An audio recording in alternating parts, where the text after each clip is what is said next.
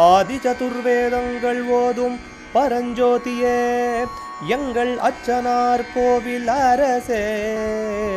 நம்புவோர்க்கு உபகாரி என்பதில் இவரன்றியில் நாட்டில் ஓர் தெய்வம் யார்கான். ஆதி சதுர்வேதங்கள் ஓதும் பரஞ்சோதியே எங்கள் அச்சனார் கோவில் அரசே. சுவாமியே சரணமையப்பா. அச்சங்கோயில் அரசே சரணமையப்பா. பகவானுடைய 295வது நாம திருப்பெயர் ஷரா நிவர்த்தாய நமஹ. பகைவரின் அம்புகளை விலக்குபவனுக்கு நமஸ்காரம். ஷர எதிரிகள் விடும் அம்புகள், நிவர்த்த விளக்குபவன், பகைவர்களின் அம்புகளை தனது அம்புகளால் தடுத்து விளக்குபவன் அப்படின்னு.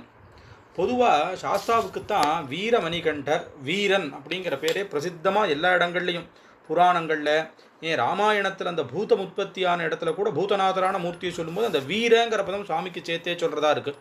அதுக்கு அடையாளமாக ராமபிரானை போலவே எப்பவும் கையில் கோதண்டம் சசரம் அப்படின்னு வில்லம்பு உடையவராகவே இருக்கார்.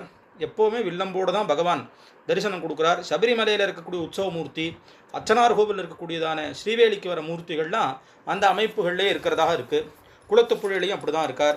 இதனால் எப்பவும் வில்லம்போடு இருக்கக்கூடியதான சுவாமி எதிரிகள் விடக்கூடிய அம்புகள்னு சொல்லி சொன்னால் என்னவா வேணா இருக்கட்டும், கண் திருஷ்டி, வாக்கில் இருக்கக்கூடிய சாபதாப்பங்கள், கெட்ட எண்ணங்கள், இன்னும் மீது எதா இருந்தாலும், இந்த பில்லி சூன்யம் ஏவல் எது இருந்தாலும் தன் பக்தர்கள் மேலே அதை அம்பு போல விடுறதுக்கு வந்தாலும் அதை தன்னுடையதான அனுகிரகமும் தன்னுடையதான அம்புனாலையும் தடுத்துடுறார் அப்படின்னு சாஸ்தாவை பற்றி விசேஷமான ஒரு நாமாவாக இது சொல்கிறதாக இருக்குது.